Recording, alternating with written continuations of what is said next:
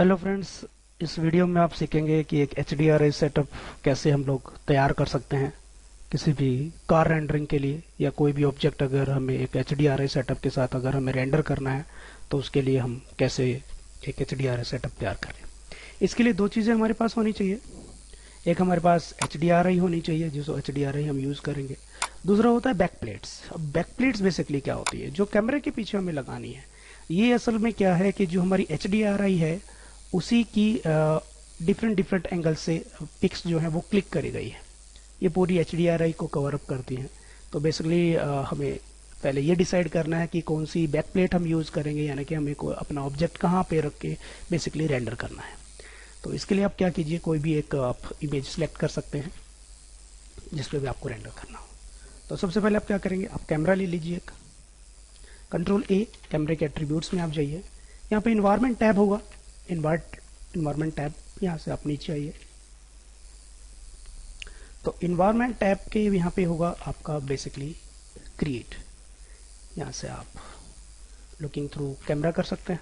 यहाँ से आप अपनी बैक प्लेट कॉल कर लीजिए 4824। ये मैंने इसको सिलेक्ट की थी बेसिकली यहाँ पे इसको सेट करने के लिए। ये आपने कॉल कर ली। डेप्थ तक थोड़ी सी बढ़ा सकते हैं, क्योंकि कई बार हमारा कैमरा पीछे तक देख नहीं पाता, तो डेप्थ बढ़ा देते हैं ताकि इमेज के पीछे डिस्ट्रैक्ट ना हो चीज़ें। ठीक है। इसके बाद आप क्या कीजिए, एक छोटा सा काम हम पहले कर लेते हैं कैमरा मैच करने के लिए। आप एक प्लेन ले लीजिए। प्लेन में आप इसे 1 कर दीजिए, इसको आप कर दीजिए 24, क्योंकि हमारी जो ग्रिड जो होती है वो 24 सेंटीमीटर की होती है। सेंटीमीटर या मीटर, जिस भी आप बेसिकली जिसमें भी आप काम करना चाहते हैं। ठीक है। तो इसके बाद आप क्या कीजिए, कैमरे पे जाइए। ठीक है। इसके लिए हमारे कुछ कैमरा टूल्स होते हैं, कैमरा टूल्स आप ओपन कर लीजिए। ठीक है। ठीक है। तो अब हम कैमरा एक बार मैच कर लेते हैं।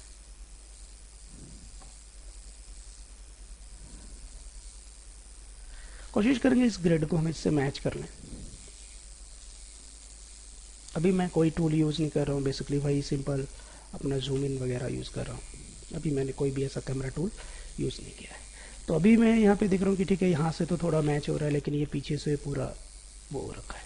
तो इसके लिए, क्योंकि ज़्यादा खुला हुआ है पीछे से, तो आप क्या कीजिए, सबसे पहले तो जो आपकी इमेज है थोड़ा सा इसको आप पीछे, इस लाइन को थोड़ा सा पीछे कर दीजिए, ताकि मैच कर पाए वो हमारा पर्सपेक्टिव, उसके साथ हम देख सके कि हाँ कितना इससे, क्योंकि इससे ऐसे मैच होना चाहिए, इससे ऐसे मैच होना चाहिए। ठीक। तो सबसे पहले हम डॉली टूल और जूम टूल यूज़ करेंगे। तो डॉली कम कर दीजिए, इसका जूम बढ़ा दीजिए।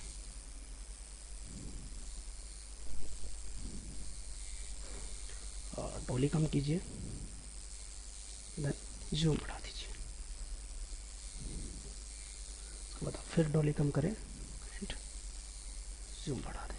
अच्छा, ये अब कैमरे कई बार अंडू कैमरा अगर हमें करना है तो बेसिकली इसके लिए ब्रैकेट हम यूज़ करते हैं। पी के आगे ही ब्रैकेट होता है बटन, और इसके लिए आप अंडू कर सकते हैं कैमरे को, क्योंकि जेट से कैमरा अंडू का भी नहीं होता है। इस चीज़ का आप हमेशा ख्याल रखिए। ठीक है। तो यहाँ तक हमने इसको मैच कर लिया। तो यहाँ पे मुझे लग रहा है कि अगर मैं इसको थोड़ा नीचे कर दूँ तो ये शायद थोड़ा सा मैच करे। ठीक है। इसके लिए आप टम्बल टूल यूज़ कर लीजिए। टम्बल टूल की वैल्यू थोड़ी कम कर दीजिए। टम्बल टूल से आप इसको थोड़ा सा आप ऐसे मिलाने की कोशिश कीजिए। ट्रैक टूल से आप इसे वहीं पे प्लेस कर दीजिए नीचे। ठीक है। काफ़ी हद तक काफ़ी मैच मुझे लग रहा है, धीरे धीरे मैच हो जाएगा। ठीक है। अब इसके लिए फिर थोड़ा सा डॉली टूल यूज़ कर लीजिए और जूम आप बढ़ा लीजिए। फिर डॉली कम करें और जूम थोड़ा सा बढ़ा लें। तो ठीक है, ये काफ़ी हद तक यहाँ पे मैच हो गया। यहाँ से थोड़ा मैच हो रहा था, अभी मुझे इसको थोड़ा सा ठीक करना है। तो इसके लिए मैं फिर दोबारा से टम्बल टूल यूज़ करूँगा, तो थोड़ा सा इसको मैच करने की कोशिश करूँगा। ठीक है। अभी बेसिकली यहाँ से तो चलो मैं मानूँ कि थोड़ा बहुत मैच हो जाए, लेकिन यहाँ से थोड़ा सा आउट ऑफ ऑर्डर हो रहा है। ठीक है। थोड़ा सा मैं डॉली कम करूँगा और यहाँ से जूम बढ़ा लूँगा। ठीक है। यहाँ से मैच हो रहा है, यहाँ से मैच नहीं हो रहा था। अब मैं बेसिकली टम्बल टूल से थोड़ा सा, यानी कि ये जो है थोड़ा सा ऐसे रोटेट होगा, जहाँ तक कि मैं देख पा रहा हूँ इसको। ठीक है। इसको आप ट्रैक टूल से दोबारा एडजस्ट कर लीजिए। अब मैं डोली कम कर लूँगा, डोली को आप कम करें, जूम को आप बढ़ा लें, थोड़ा डोली और कम करें और जूम बढ़ा लें। तो काफ़ी हद तक ये मैच होता जा रहा है अब। तो ठीक है, बेसिकली मुझे अब क्या करना, थोड़ा सा टंबल से अगर मैं इसे हल्का सा नीचे जा रहा हूँ,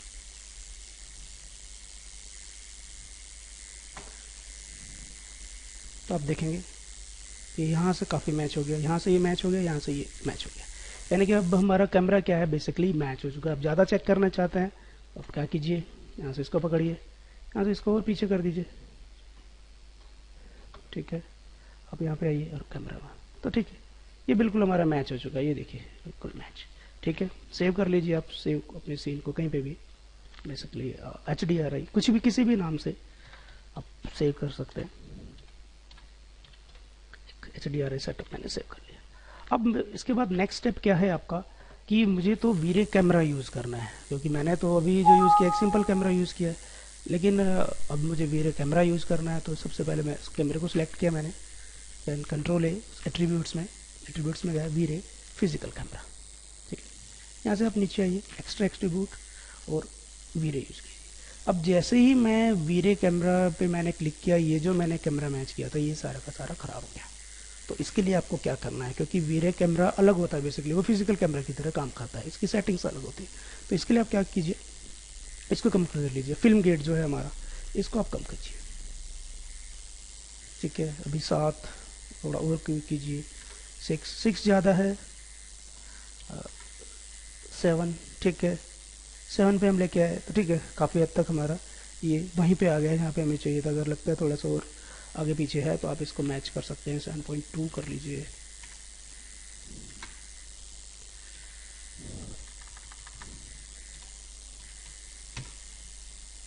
ठीक है, काफ़ी हद तक अब हमें लग रहा है कि हाँ ठीक है, मैच हो गया है। 7.1 कर लीजिए ताकि लगे कि हाँ। तो ये अगर प्रॉब्लम आती है तो आप यहाँ से इसको एडजस्ट कर लेते हैं। अब आपको ही देखना पड़ेगा कि यहाँ से आपकी सेटिंग कहाँ पे है, कितना एडजस्ट हो रहा है, तो उस हिसाब को आपको ही ये एडजस्ट करना पड़ेगा, ठीक है। ये हो गया।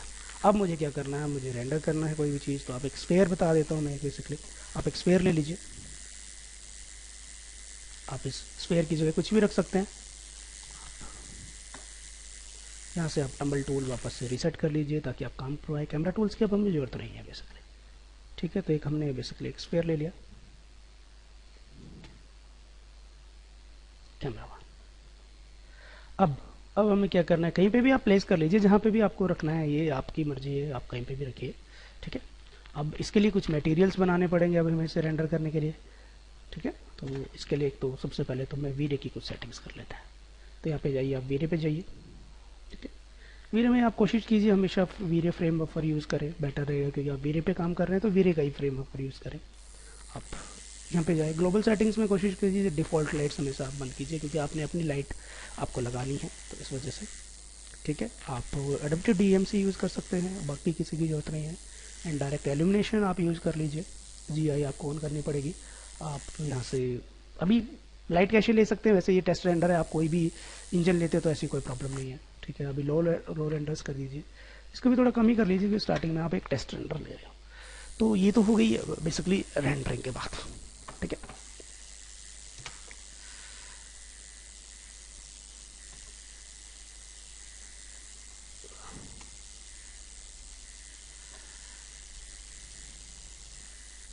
अब यहाँ से आप क्या कीजिए,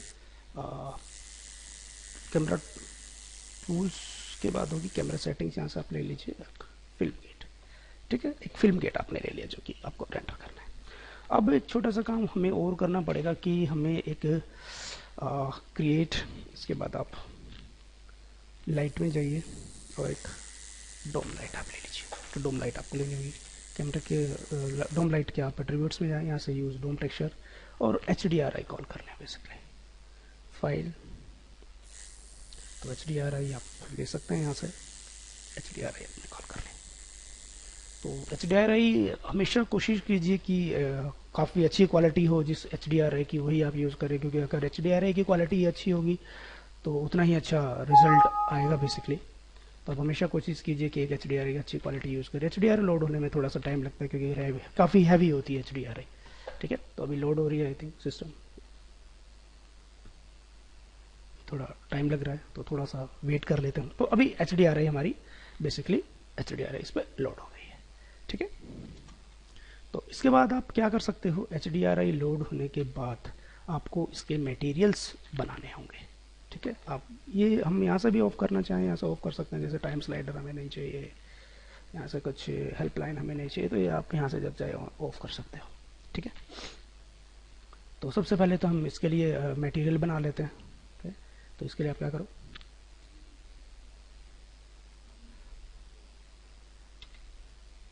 इस पर एक मटेरियल डाल लीजिए, असाइन न्यू मटेरियल। तो इसके लिए हम यूज़ करेंगे वीरे रैपर।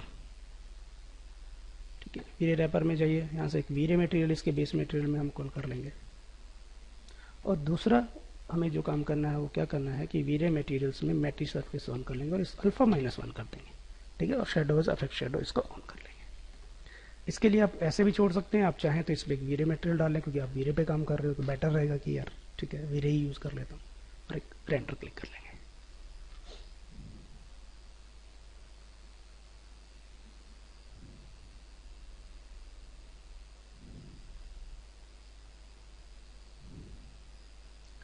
तो अभी आप देखेंगे कि ठीक है रेंडर तो हो रहा है, ये शेडो भी आ रही है प्रॉपर रखी हुई कि ठीक है यार एक शेडो आ रही है इस पर रखी हुई, लेकिन ये ब्लैक आ रहा है। इसके पीछे बेसिकली क्या है, इसके पीछे है वीरे कैमरा। sRGB आप ऑन कर सकते हो, नहीं तो गामा 2.2 हमेशा यूज़ कर लेते हैं जब भी हम अपनी रेंडरिंग कर लेते हैं, तो या तो वहाँ से गामा 2.2 कर लो या sRGB ऑन कर लो, बात एक ही है दोनों। ठीक है, अब कहाँ से बेसिकली हम लोग कहते हैं गामा कहाँ से यूज़ बढ़ाना है, तो इसके लिए भी देख लीजिए। यहाँ पे आप कलर मैपिंग में आएंगे तो यहाँ पे होता है गामा। अब यहाँ या तो गामा 2.2 करके चलिए या फिर यहाँ से sRGB मोड ऑन कर लीजिए। अब बात आती है इसकी कि ये ब्लैक क्यों आ रहा है बेसिकली, तो इसके लिए क्या है कैमरा, क्योंकि हम वीरे कैमरा यूज़ कर रहे हैं, क्योंकि ये जो लाइट उठाएगा ये कैमरा से उठाएगा। ठीक है, तो इसके लिए क्या कीजिए, व्यू सिलेक्ट कैमरा, कैमरे पे आ जाइए आप नीचे, वीरे एट्रीब्यूट्स, यहाँ पे ISO होगा। तो ब्राइटनेस के लिए बेसिकली हम ISO बढ़ा लेते हैं। दो तीन चीज़ें होती है अगर आप अपनी इमेज की ब्राइटनेस बढ़ाना चाहते हो। एक विग्नेटिंग इफेक्ट हम यूज़ कर बंद कर देंगे। ये बेसिकली क्या होता है, जैसे फोटो की चारों तरफ थोड़ा ब्लैक ब्लैक पार्ट आता है तो वो हम ऑफ कर सकते हैं। दो तीन चीज़ें ब्राइटनेस बढ़ाने के लिए, या तो आप ISO बढ़ा लो या शटर स्पीड कम कर दो या F नंबर कम कर दो। इन तीनों चीज़ों को हम यूज़ कर सकते हैं ब्राइटनेस बढ़ाने के लिए। तो ठीक है, हम F नंबर कम कर देते हैं, पहले तो 1 कर देते हैं। शटर स्पीड भी चलो हम 50 कर देते हैं। ISO थोड़ा सा बढ़ा देते हैं, 1000 तक बढ़ा लेते हैं। तो देखते हैं इस पे कुछ फ़र्क पड़ता है नहीं पड़ता है, तो उस हिसाब से देख लेंगे कि और तो नहीं बढ़ाना पड़ेगा हमें। आप देखेंगे इससे सिर्फ इसकी ब्राइटनेस पे फ़र्क पड़ेगा, इस इमेज से की ब्राइटनेस पे कोई इस पे फ़र्क नहीं पड़ना। तो ये तो बहुत ज़्यादा चमक गया है, तो इतना तो हमें नहीं चाहिए बेसिकली, ये लाइट बहुत ज़्यादा हो गई। ठीक है, तो इसके लिए अब हम कम करेंगे इसको, बहुत ज़्यादा चमक गया। तो ISO आप वापस से 100 कर लीजिए, दोबारा से रेंडर कीजिए।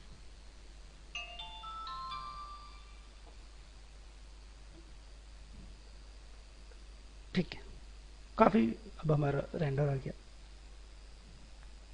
तो ISO और बेसिकली ये ब्राइटनेस हमें इस हिसाब से यूज़ करनी है कि जो भी ऑब्जेक्ट हम यहाँ पे रेंडर करें वो ऐसा ना लगे कि इन्वायरमेंट में लाइट कम है और ऑब्जेक्ट पे ज़्यादा पड़ रही है, तो उस हिसाब से हमें लाइट एडजस्ट करनी है। अब ये जो बेसिकली नॉइस वगैरह आ रही है, तो इसके लिए मैंने पहले भी चीज़ें बताई हुई हैं कि नॉइस के लिए आप क्या चीज़ें यूज़ कर सकते हो। चलो ये चीज़ मैं आपको एक बार दोबारा बता देता हूँ।